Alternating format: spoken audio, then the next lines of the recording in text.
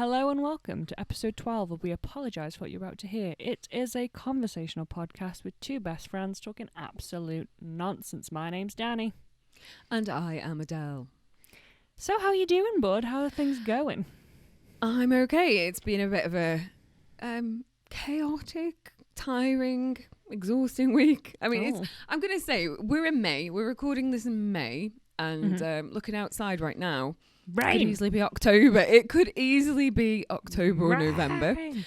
So, you know, that hasn't... it doesn't lift anyone's mood, does it, when it rains? It's quite, you know. And then at the beginning of the week, as I've whinged about many a time before on the podcast, I am now working back in the office. So I got home at 6 o'clock on Tuesday. I know we're going back a few days here, but I got home at 6 o'clock on Tuesday and I had a lot of parcels. And I don't know if I know I've mentioned to you, but I don't know if I've ever mentioned on the podcast that my dog has a thing for cardboard. So like I get home, it's raining, so she hasn't wanted to go out all day and she's a bit hyper. Plus there's all these cardboard boxes. So I get home, she's excited to see me, and all of a sudden she's going mental, trying to snatch cardboard out of my hands, running around the house, running upstairs. And by doing this, yeah, she is. But not just that. By doing this, she's like proper winding the cats up. So they're in their bedroom at this point because I've only just got home. And she's fully winding them up because they are a bit stir crazy too. And it ends up with one of the cats hisses at her, so she runs off terrified. I mean, they're behind a door, so they can't do anything to her. But she runs off terrified. And then because one of the cats hissed at her, that then starts the other cat fighting with the cat that hissed. So I opened the door to stop the fight. I opened the door to pools upon pools of blood. Oh my God. Yeah. So what must have happened is they've both raised their paws to each other as cats do, you know, in that whole I'm going to smack you bitch kind of way that they do. Yes, they do. And one must have caught, like the claw of one must have caught the other one on the pad of the paw. So like as my black cat was walking around, I could see it was coming from her because every time she put a paw down, it was coming from her. So I've had to capture my cat, run a sink full of warm water, bathe her paw, stem the bleeding, like get the dog calmed down downstairs, get the cats calmed down, and like this is even like the whole first hour I got home, I hadn't even got time to get changed, get a drink, do anything. And then I'm on the phone to the vet saying, do I need to bring her down? Which I need antibiotics? And like, it was chaos. So that's how my week started. Oh, damn. That's not a fun start. And then, so the other thing with, obviously that is part of being back in the office. I come home to crazy animals now, whereas before they were calm. And the other thing, we sort of mentioned a couple of times how like when I commute, or when I'm on a bus, I tend to attract people. Oh, God, yeah. Yeah. So I obviously am now commuting again. We've been back in the office, and there is a guy who has recently just come back to working at the same place as me. He's not office based, he's actually on a factory floor. And so like I'm friendly, I talk to people, you know, you're commuting at the same time, you're catching the same bus. And I kind of like, how do I put this? I am not the kind of person who, if a dude comes onto them, say, oh, I've got a boyfriend to get rid of him, because it's against my feminist sensibilities. I am sorry, I don't agree with you using a man to get rid of another man. It is not the point. The point is if I say no, knob off, you know? Okay. So anyway, so we were having a conversation and like it got to talking about food, and he asked me if I cook, and I was like, oh no, my partner does all the cooking. Which is true, you know. And I kind of took that as like I'm not explicitly trying to like tell someone to back off, because I was like, I don't think he's coming on to me, you know, just being friendly. But then yesterday, he sort of said, oh, maybe I could take you out for dinner. Oh, no. Oh, dear. Yeah. Well, I'd just say no, thank you. Oh, well, yeah, but now I feel really awkward because we have to catch the bus at the same time. This is why you don't engage with people at buses. When I used to catch a yes, bus but for I work with him. It's no, not no, like but I used to catch a work. disengage. When I used to catch a bus, it was like a works bus, like so it was a normal bus. Uh-huh. This place I worked hired buses, and then we all commuted. So the only people on this bus were work people. And you know what? Until I clocked on, I didn't speak to them. Really? Yeah, I'm on that bus, headphones in. I am paid to be around you people. So when I'm on my time, you want my friends, you want people I like. I would love to be able to do that, but I feel like I can't do that because it's not within me to be rude to people. I don't be rude, I just don't engage. If somebody spoke to me, then I would speak. Yes, but he has started speaking to me. I didn't start speaking to him, he started speaking to me. Well, this is why you just got to nip it in the bud and be like, no, thank you. And if he carries on, it's no, thank you. Yeah. So then, like, the place I work is one of those places that is uber friendly. Like, from the CEOs, directors, right to the very bottom, everyone chats to everyone. It's not. Sounds gross. It might sound gross to you, but it makes the social side of working. Like, I hate being around people. You know, I loved working from home. I was alone all the time. It was fantastic. However, if I have to engage with people, I would rather it be knowingly going into that situation that it is a friendly place to work and that it is expected that people of all levels engage with each other rather than like constantly. A joke going around my workplace. Not a joke, but it's like a sort of a known rule about me. That I'm not... I'm there at 7 in the morning, but I'm not technically there till 10. Yeah, well, see, this is the thing, because that's the beauty, well, that was the beauty of my commute, is like I get up at 5:30 to get to work for 8, so by at least 9 o'clock I'm worthy of engaging with. I've had that time to wake up by 9 o'clock, you know, my first coffee's normally...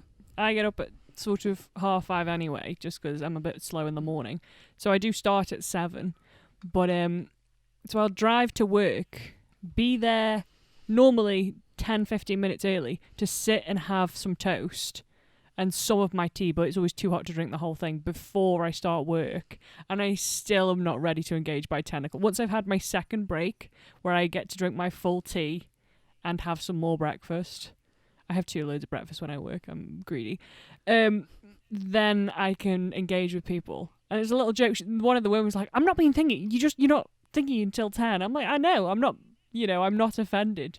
She's like, I just leave you alone till 10. I'm like, thank you.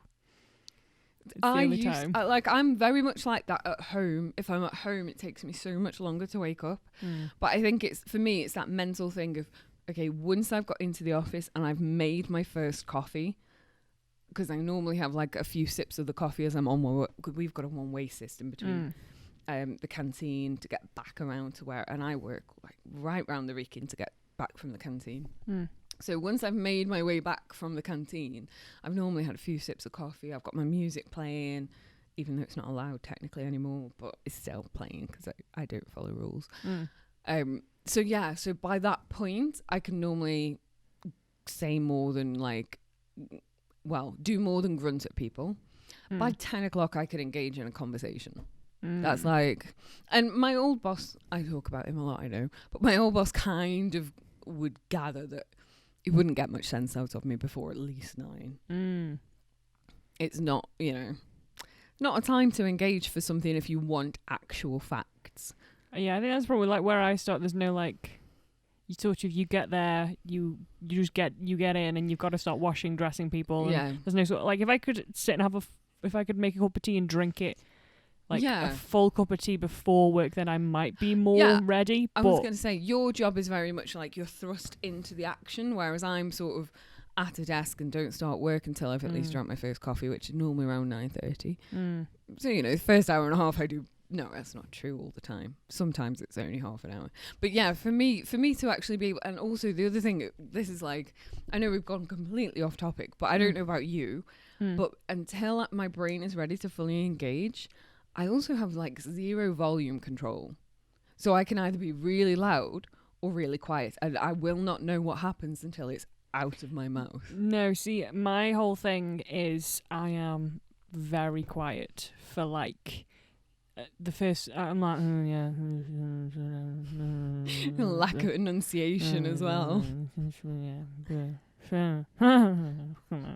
That's the basic. Although there was this one morning I went to work and they're doing handover, and I was like, "Oh, what happened to patient number 5?" And he's like, "I've literally just said that," and I'm like, "Oh, I'm sorry," because my brain was not be in the room. I was like, "Oh, okay, I'll shut up then." I was on a night, to be fair, but yeah, he's like, yeah. But I've literally just said that, and I'm like, just ignore me. To be fair, it's pretty not. When I say a chill ward, I don't mean like, oh, nothing gets done. It's like the staff are very friendly and nice, and that he understood that I was just very tired, and that I wasn't just being like, sorry, can we do number 5 again? Because I wasn't listening. But honest to God, I didn't hear. I'm pretty sure it's probably just you weren't listening. But he was very kind about it. He sort of chuckled and I chuckled, and I'm like, I'm so sorry. I am here. I am listening, but I swear to God, mentally I'm not. Mentally, I don't know where I was car. for the last. Mentally I'm in bed. Like, I don't know where I am. That's pretty much me every day. I sit there from like 3 o'clock onwards. Well, not 3 o'clock because I go for my lunch at 3. But like, as soon you as go for I your get lunch back at from 3. Lunch, yeah, I always have done. So you go from like I get tired after I eat. 8 till. Well, I don't eat in the morning, so I get to work. So your first meal of the day is 3. Yeah, unless you count the 2 bananas that I eat between 11 and 2. That's grim. Tell me your eating habits on a work day, and I'll tell you my eating habits on a work day. On a work day, so I get up in the morning and I have a pint of water. You good deal. Well done. Well, I have to. I'm a person who drinks a lot of water, so if I don't drink it, I know it. So get up in the morning, I drink my pint of water and get ready for work, and then I'll get to coffee. I'll just get to coffee. Get to coffee now. I get to work and I have a pint mug for my coffee. So I count my coffee. Are you not peeing meals. all day? No. Oh Your body gets used to what you're drinking. Yeah, I suppose I don't drink a lot, so I need to drink more. So I 8 o'clock when I get there, I start preparing my coffee. And so that pint coffee will last me till probably about 9:30. I'll go for another pint of coffee, which is my only 2 caffeinated drinks for the day. Wow. And then I'll have a third coffee, which is decaf, that'll have to last me until about 2:30. Then in between those, from like 10:30 to 2 o'clock, I'll manage to get my 2 bananas eaten. And then 3 o'clock, I have like a lunch. Oh, it's always a healthy lunch as well. It's always like vegetables and pasta or veggies and rice. And then I'll have an apple with it. Until I go home. And what do you have when you go home? Like a normal meal? Yeah, just a normal meal. I'm not ready to tell you what I eat on a weekday. But I only get one break. One break, and it's like 1 45-minute break. So I have to. The reason I have the bananas is because it's stuff I can eat at my desk as I'm working. So this is my food schedule at work. They always say, "Where'd you put it all?" They always laugh at me. So first thing in the morning, I bring the toast in the car with me, get to work early, have some of my cup of tea that I can drink because it's way too hot. It goes in a flask. Yeah. And then eat the toast and then go into work. You don't always get the same break. So my first 15-minute break can be like 9:30, it can be 9:30, 10, 10:30. It just depends where you get put in the break system. So that's when I will then have 3 Weetabix with the rest of my cup of tea. My stomach's churning just at the thought of Weetabix. That's disgusting. I always have 3 as well. 3 as well. Oh, I'm a greedy lady. I can't help it. It's not that. It's Weetabix. It literally makes me sick. And so the thought of it's making me want to throw up now. Okay, so that I think I have 3 of them. I'll stop saying the word. With the rest of that cup of tea that I had made. And then the next break of the day can be 12, 1, 2. Like it I finish at 3, but you don't know where your breaks fall in. It's very you don't know. At that break, I've started having, which is quite nice. I get couscous, chop up some veg. I love a bit of couscous. And get some corn. Oh, what kind? Which corn? Like the corn chunks, the chicken chunks or whatever it is. Okay. Fry a bit of them off beforehand in a bit of butter. Put that with the veg in in the couscous. Sorry, she's just fucking up. She's just dropping things. She's got this pen around. I was holding a pen and just kind of chucked it at myself accidentally. Did it look to me, wondering if I was looking? I was looking, and then I just thought, I'll carry on. So yeah, then I have that, but it could be like a sandwich or whatever. And then at tea time, I will go home, and about 6ish, 7ish, we'll have a main meal. I feel so like I genuinely feel so sorry for you because I just could not get through the day without more tea or coffee. I will have, under my own steam, 2 cups of tea a day. Oh. One in the morning and a bigger one at 7. But if like people are in the house, then I tend to have more because they're having some and they'll say, "Would you want one?" or I'll say, "Would you want one?" See, under my own steam, if I'm at home, I'll be like, I am such an addict. I have about 10 cups of tea. 10 cups of tea a day? And they're not baby cups either. I mean, they're not the pint. They're not the pint, but they're also not baby cups. That's a big brew, man. Yeah. It's a big brew. No, under my own, I'm like, if I do a late though, I'll wake up at 6, have some breakfast, and then about 11ish, I'll have a main meal. And then I'm done for the day. I'm sorry, what? Yeah, that's if I'm on a late, because I don't finish till 8:30, so I don't get back till 9. Yeah, so it'll be breakfast, and then tell a lie, I do sometimes bring some pistachios in, and I'll snack on them on my last break of the day. But always on late, I eat less. But I find it works for me. I'm like, I guess I'm the opposite to you. I'm like, I can really restrict what I eat when I've got work to focus on. And that's like fine. And as soon as I'm left to my own devices, I'm like, okay, all the food, give it to me. And I can't, wow. I think I would die if I went on a late and hadn't eaten much. No, but like I'll have my breakfast at 6, and then at like 11, I will literally eat like either a spag ball or stir fry or just a big. What time do you start on? Like, I'd be so hungry. 12:30. I'd be like drowning the patients in it. Oh right. Yeah, you start at 12:30. So okay, that's not too bad. I was thinking like a late shift for me would be like something. I used to start my late shift at like 5:45 in the evening. But like I would literally drown a patient by that point. No, I'd it's just like chuck 12, their head under the like water. 12. But then there's also one that's like a twilight, so it's not till 3. But then I do that kind of routine, but I just wake up a bit later and just have that meal a bit later. But it's the exact same amount of food, basically. Oh my god.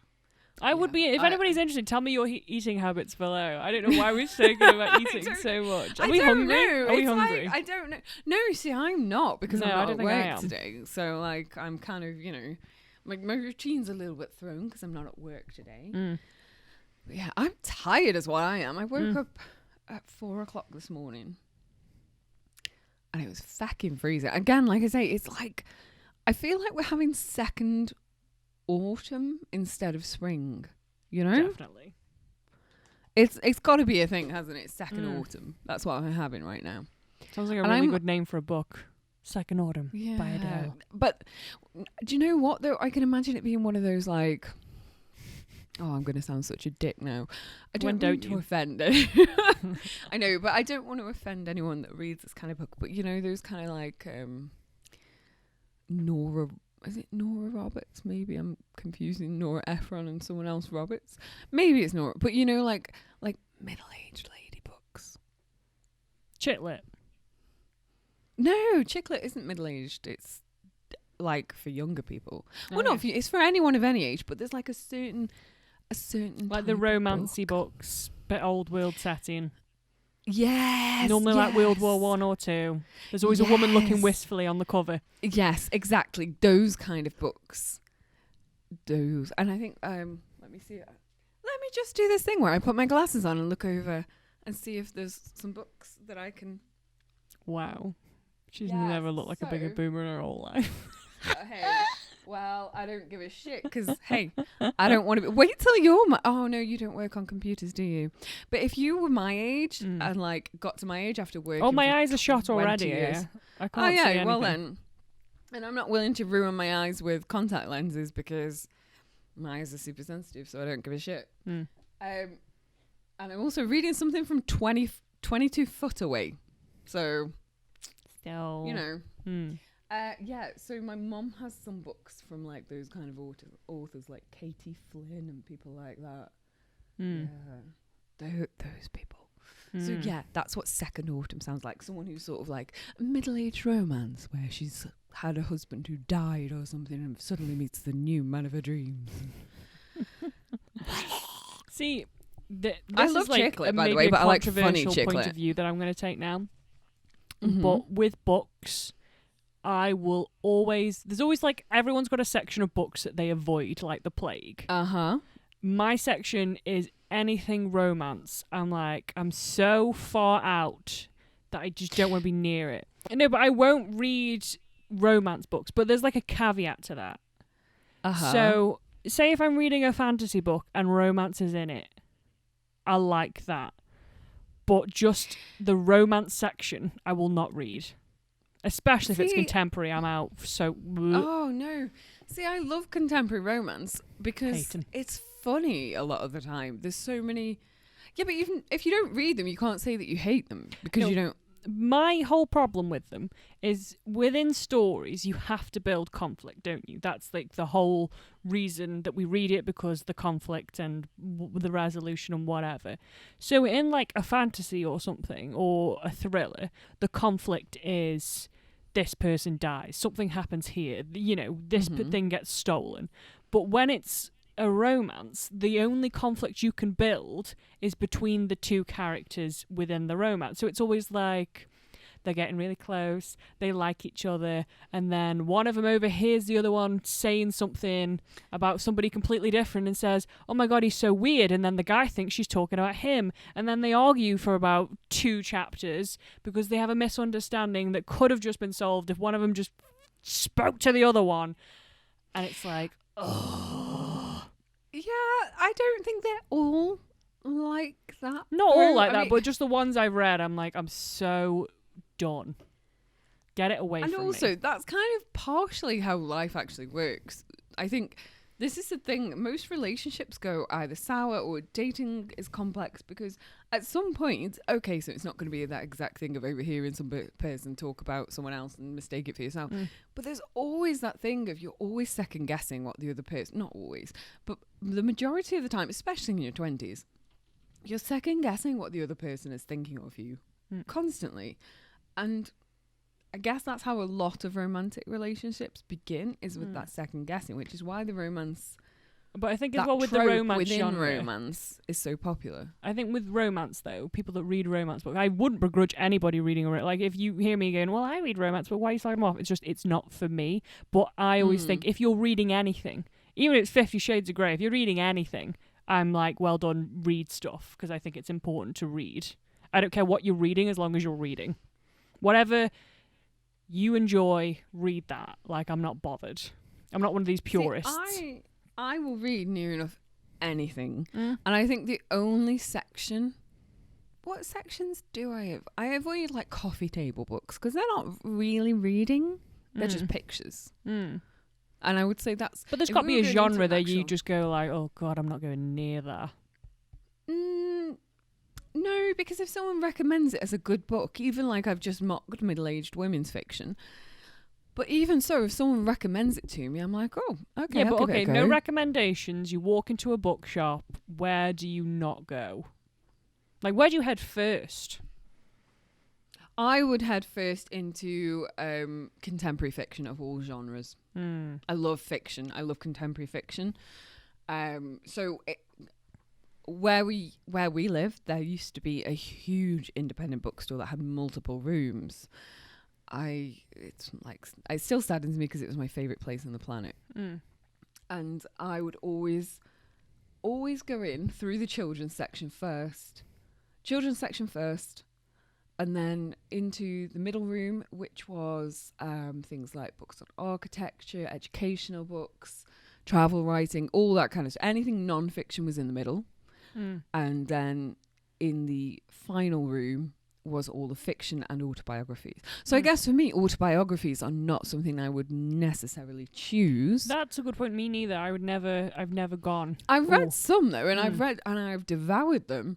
But I think for me, I'm more of a, if we're going to go with things that are from like a personal viewpoint, I'd rather go for a memoir than an autobiography or a biography, unless I had to read it for an educational purpose. So for me, I've read plenty of memoirs of sex workers because that's an interest of mine on a social level, or sociological level, is sex work. And so I will always, I will happily pick up any kind of memoir of that. And I've also chosen, off my own back without recommendation, chosen to read memoirs of people of colour living in predominantly white societies, because I find those interesting too. But in terms of actual celebrity biographies, no, I wouldn't. Those are the ones I would always avoid. Yeah, because when I go in a bookshop, it's like, send me to the fantasy section, the nerdy section. I'm going there first. I'll then scoot over to the history section. But like anything contemporary, romance based, I'm like, oh. But it is weird if it's like romance within another genre, I'm for it. But the thing with the romance genre, because I was watching these lectures again, I think I've spoken about them before, that Brandon Sanderson does, they're very interesting, and he breaks down different genres, and genres like thriller and romance, you know what you're getting into when you get the book. They're not all the same. Yes, they're quite safe, but they are. You know picking what it you up want. When you go for that book, if you're reading a thriller, you want a mystery and you want it to have a good resolution. If you're picking up a romance book, you want some flirting, you want some romance, but by the end you want them together. So you kind of know what you want when you go into the book and you want it to be provided for you. Which, again, nothing wrong with those genres. I read thriller, I don't tend to read romance. But it was quite an interesting lecture. I would recommend. If you go on YouTube, they are for free. I really like authors that can combine the two, and it's not necessarily there's she's Swedish, Swedish author Camilla Lackberg, and she writes thrillers, and they are contemporary, but they also have quite a lot of romance in it too. See, then I could probably read that because it's got the thriller element. It's got the graphic nature of the thriller, but with the contemporary fiction, and it marries the two so beautifully together. It's actually really, for me, that's one that I would highly recommend. So if you are willing to read romance, then as in not a romantic genre, but romance in other genres, then highly, highly recommend Camilla Lackberg. She's addictive though, and she's written like 1 million books. All in the same series, so it's a head fuck at times. So I would just say find the first one, read that. And then there's another author who is known for her contemporary romance or contemporary fiction, but she also writes science fiction, and she's bloody brilliant at both. Jenny Colgan, and she wrote Resistance is Futile under Jenny T. Colgan, I think. I can't remember. Sometimes it's Jenny Colgan, sometimes it's Jenny T. Colgan, sometimes JT. Anyway, her book Resistance is Futile is like the best romantic science fiction, because it's a romance book, but it's also sci-fi. It's not sci-fi first, it's definitely romantic fiction first, but in a sci-fi setting. It's bloody brilliant. I hope my end might again. No, my end might just get a little bit loud for a bit. I do apologise. The bin men are coming. Oh, we had them earlier. I thought we'd end up with my bin. Oh no, my bin men haven't been. They've been once, but it's blue. I'm hoping them. I've closed my window because I thought about this, because they decide when they come whenever they want. I thought, hopefully it won't pick up too much. I apologise. It doesn't tend to. I will say, I'm gonna have to apologise in advance, because your end might get slightly noisy from the bin men. My end will have both the bin man and the dog barking. So, Oh my God, we're like half an hour in and we've still not Oh spoken my about God, what's floating a boat. No, This has we've been just a ramble. We have rambled. But again, I'm blaming the weather. Yeah, I'm going to blame the weather for everything bad. That's why I And put on like a includes yellow, a something. really bright yellow top. I was like, sun, Oh, okay. Come out, bitch. come out, bitch. And I don't think I was going with bitch when I put this on. I don't think that was the vibe I was aiming for. Was come out, Okay. bitch. Like I'm going to fight her. Come on, son. That's how I feel. Come on. Come at me. Fight me. No, I'd let you just come out and hang out with me rather than come out and fight me. What happens if I win though? Does it go dark? I guess Do I it would, yeah. So then I lose. Like, so that's even if it. I win, I lose. Like this is no fun. I want the sun out. I don't want to fight it. Come out, bitch. Oh I mean, my I would God. love to see you take on the sun. Yeah. I think I would lose. I'm gonna, Well, yeah, even it's though a I'm in raging this ball fight, of gas. even though, no, I won't say that. I don't think I'd win. I'm gonna put money on it. Even though I'm in this fight, I don't think I'd win. I'm gonna bet against me. Yeah, I bet against you in most fights. So Yeah, to be fair, it's a good safe bet to make. I've seen how you react to a bee flying close to your nose. So They're dangerous animals. I mean, they're not though, are they? Like, They if can you're be. allergic to a yes, if you're Well, allergic. I've never been stung, so I don't know. I'm the same, but I tend to just go, yo, bee, move on. Not when it's in my grill. Get out of my grill, my dude. This is my zone. Don't come near me. Admittedly, if one's like when we went for a walk and we were in the cemetery and one was like really hovering by my hair, I'm like, I know I smell like a flower, but I ain't one. I know However- I smell like a flower. I don't know why that really made me laugh. But yeah, so like, but generally I've found like bees, you tell them to like, you know, you herd them out the house and they're pretty cool about it. Maybe that's just me. I'm the bee whisperer. You found your talent. Yeah, I After have. all this time, you found it. You're the bee whisperer. It's, hey, what can I say? Some people are dog whisperers, some people are horse whisperers. Some people really get on with birds, but me, It's a bee, man. yeah. Sometimes a wasp or two, you know. Oh no. We have Oh, our no. moments. Why? I don't understand people's hatred of wasps. I think they're amazing. No. Just buzzing in my Okay, face. that's the end No, of that. that's my argument is nope. Tell me what is floating your boat.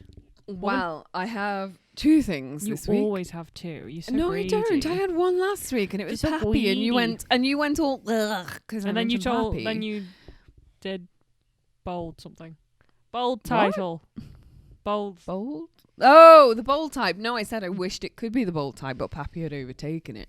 Ah. Okay, carry on then. Yeah. Even though I've seen Pappy this week, it's not been the same. So this, what can I say? His son's been around too much. Oh my God! Stop, please. I want to die. I can't help it. Stop. These things happen. Please. So this week I have two things. And one is, we've been talking a lot about books, and this is an author. Her name is Jessica Redland. She is your least favourite kind of book, Oh. which is contemporary I'll romance. settle for this one. I'll just tap out from Enya. You guys have a good time. Yeah, no, but she is, I love the way she writes because she doesn't, it's not about the conflict between the love interests. It's always about the personal lives.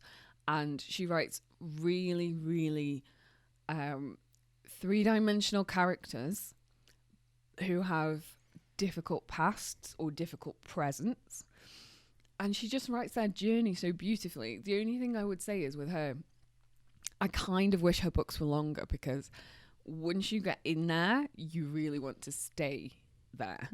And all of her, so far I've read more than one book, and I just really enjoy her style of writing, and I think the characters are so three-dimensional. At times they're so frustrating you want to slap them or, you know, shake them, but at the same time you also want to hug them because you know that there's something going on there. And I love that. I love authors that can do that. Another author that's really capable of doing things like that is Julie Cohen, she lives in Britain, so she's technically, I guess now, British, but she's American by birth, and she writes, again, it's classed as contemporary women's fiction. there is a lot more to it than just romance. It is her writing, I would say, is human contemporary fiction, not romantic. It's very much about the human state of life, or whatever you want to call it. She just writes so beautifully that it's incomprehensible to put a description on it that doesn't give things away about each book, because she's just absolutely, she started out actually as a romance writer, but she's definitely not one now. Mm-hmm. And then my other thing, which is totally the opposite of reading, is it was my first Boogie Bounce class this week for a year, I think, something like that. Which, for anyone who doesn't know what Boogie Bounce is, it is a very, it's aerobic. It's very aerobic. It's aerobics on a trampoline in an environment that feels like a nightclub. It is amazing. Like, I used to do clubbercise, but because I've got such dodgy joints with being hypermobile, it was too much for my joints to do clubbercise. Whereas, like, this is basically like clubbercise, but because it's on the trampoline, it's like a shock absorber. Oh my God. I could only just, like, today is the first day since Monday. I did it on Monday. Today is the first day where I've been able to lift my legs to get into the bath without wincing in agony. Doesn't sound fun. Oh my God, it's so much fun. No. Okay, so I mean, every time I do it, I love it, because I come out of there and I feel like I'm not ready to go back into nightclubs when they reopen. I'm really not, because crowds of people, hideous. But I am fully ready to be back in Boogie Bounce, feeling like I've had a proper good night, even though I've only done an hour, and I'm pouring with sweat, and then I ache for a week after. It's amazing. It's so much fun. It is so much fun. So I'm looking forward to Mondays, because that's my Boogie Bounce night. Boogie Bounce. Tonight we boogie and we bounce. We bounce. Well, yeah, I mean, it is literally, I will later on, I'll send you a YouTube clip of that they used for the promo, but it is literally like, you know, and you get to do like the frog jumps where you like jump and split. Jump on what, honey? Danny's face right now is like, what? I'm not mobile. I can barely jump. You are mobile. You're moving right now. You're just not flexible. Yeah. I'm not mobile. I can't move at all. I don't move. I'm very stationary at all times. Very stoic like a rock. So anyway, that's what's floated my boat. Jessica Redland, because again, I can't tell you how much I love her books, but also Boogie Bounce. And I hope we don't have to go into another lockdown because the government's stupid. And I get to keep going. That's what my hopes are. So what has been floating your boat, Mrs.? I'm going to come in with a real mature answer after all your insightful literature that you've brought in. I'm bringing Naruto. Oh, insightful. I'm bringing Naruto, what? Baby, which is like a 2002 anime about ninjas. Wow. Oh, about ninjas. Now, you see, you've got me interested because you're talking about ninjas. And I love wearing... See, this is one of the things I love at the minute. I love wearing masks because, you know, like, there are black ones, and obviously I use cloth ones, reusable, and I feel like a ninja. Yeah. I pretend to be a ninja all the time. So, that's got me again, this will be over your head, but every time, like, I've got my hood up and I put my mask on, because obviously it's, like, raining, so I put my mask on if I'm going in a shop, I feel like Ezio Auditore, which for anyone who doesn't play Assassin's Creed, it'll go straight over your head, but I feel like that. I mean, it's gone like over my head in terms of knowing who he is as a character, but in terms of, like, feeling like a ninja or an assassin, hell yeah. Like, I purposely, I love it. I need to get a black one. Makes me want to just so I can creep feel around.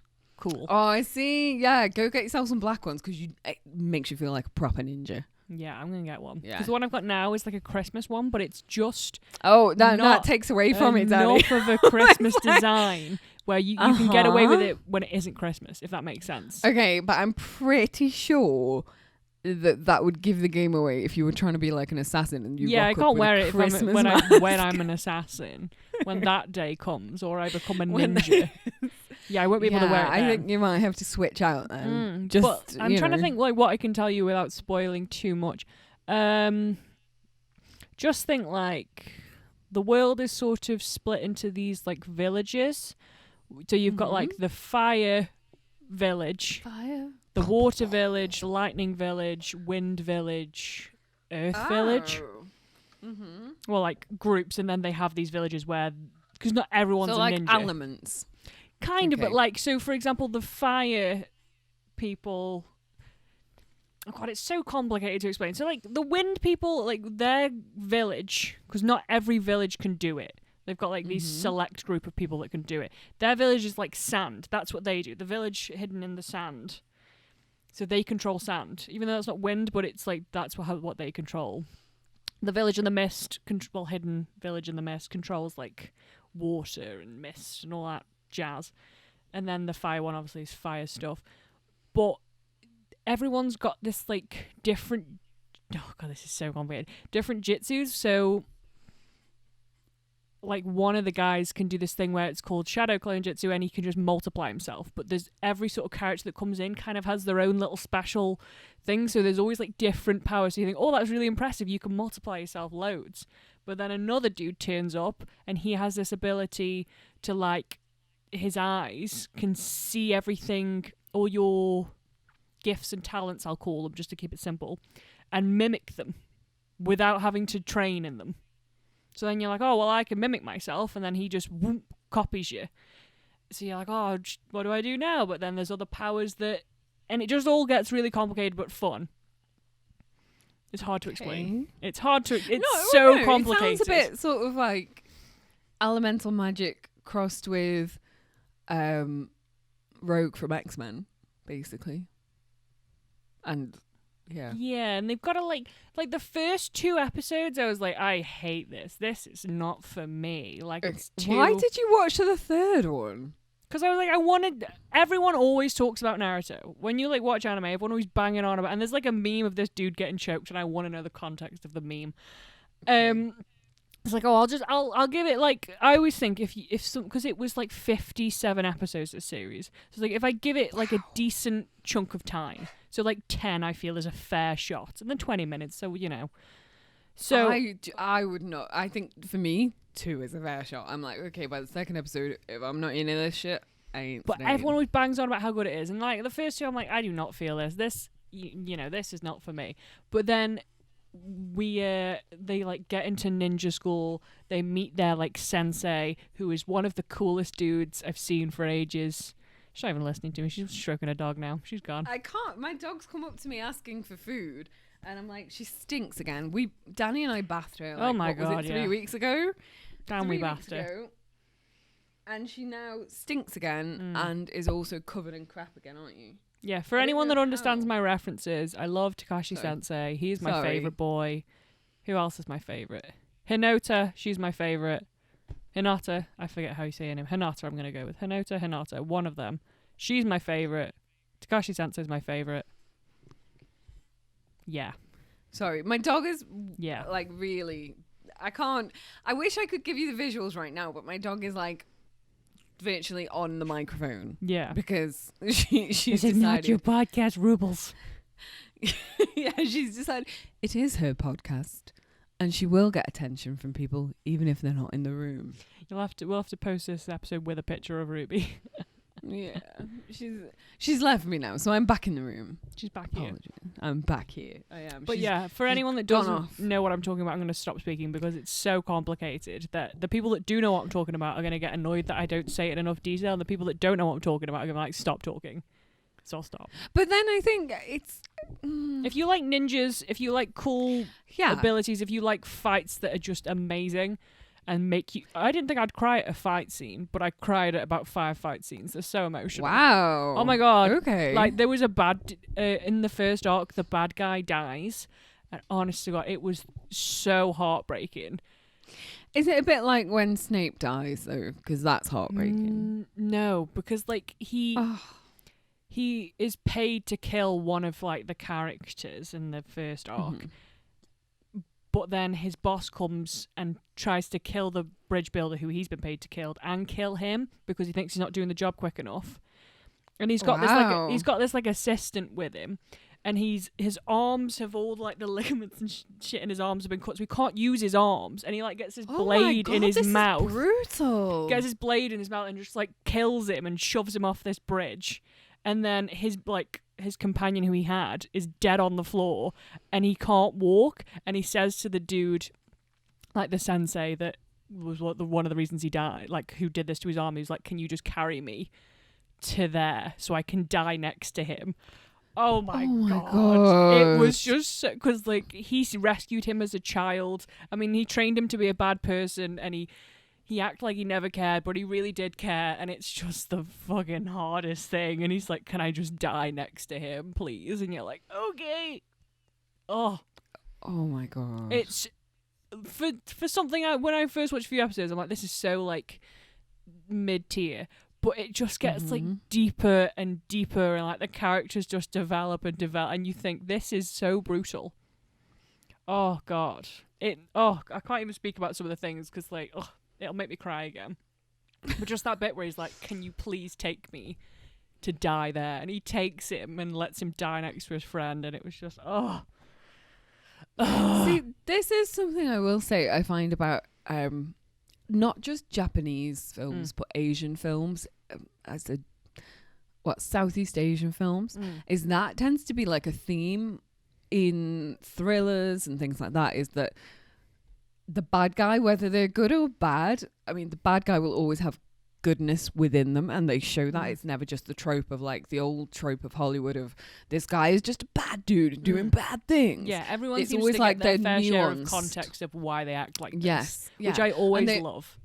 Yeah, they're quite nuanced characters, and also when it comes to death scenes, no one can do it quite the same way as like Asian cinema. We spend 10 episodes on a bridge, and if you'd have told me that, I'd have said, dude, the 10 episodes, don't need it. I enjoyed it so much. I was like, by the end, you were just emotionally drained from like, just you get backstory, you get context of all these things these people have gone through and why they're fighting and what they're fighting for. And there's this one scene where the lead girl has to because they're in groups of 3 and there's 2 guys, and she hasn't really done much for the entire season apart from shout Sasuke because she just fancies him. And then those 2 get taken out basically, and they're unconscious, and she's got to defend them. And she's pretty smart, but a trap that she set doesn't really work, and she has to fight this dude. And she can't really. She's not like, her thing is she's really intelligent. She's not the best fighter. She's not the best with a chakra, but she's really intelligent. She basically tries to hit him and stuff and isn't winning, so then bites his arm, and he's just like punching her in the face, but she will just not let go so that she can defend those boys. And I'm like, oh my god, stop, please, I can't take it. It was just because like it goes on for ages and she will just not let go, and she's like proper got her teeth and she's trying to draw blood, and he's just punching her in the face until she's like Can I would be up for watching this if it wasn't 57 episodes in one season. No, but the thing is, the arcs, you could stop after an arc, because the arcs are like, there's about 3 arcs in the whole thing. So you've got the one where they go to the water village and do like the bridge builder thing. You've got the one where they do the Chunin exam, which is like becoming the next level of ninja, because they're Genin to start with and they want to be Chunin. And then you've got the next arc, which is about them trying to get into the 3rd exam to become Chunin. So you could stop after about 20 and you've done a self-contained story. I know, but then it feels incomplete because you want to know if you get into it, but then I don't want to waste 50. Is it hour-long episodes? No, 20 minutes. Oh, okay. So it's anime. Anime's like 20 minutes.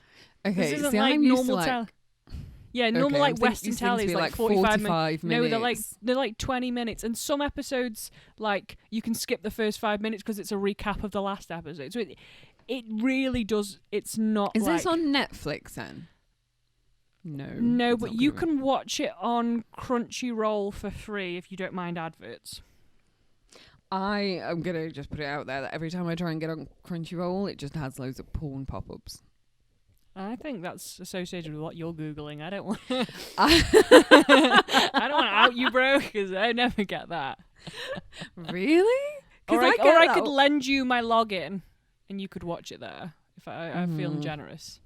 Yeah, but then I'll feel too pressured to watch it and then won't watch it. No, but like there's no skin off my nose. You've just got the login if you need it.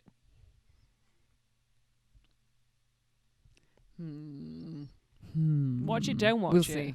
I'm just saying it was a really good time. I cried about 5 times and right. Yeah. Don't you wish you could sometimes download the information from someone else's head straight into your own head? And then I wouldn't have to watch it because I'd know exactly what you've seen. Wanted to write a story about someone that has the power to like touch you and then like know your memories and stuff. I've always wanted to do that. I just have to figure out a decent way to do it. No, I don't want to do that because then they get all your weird memories as well. No. You just want to be selective with what you take. Yeah, just literally be like, you know how in Harry Potter they've got that thing.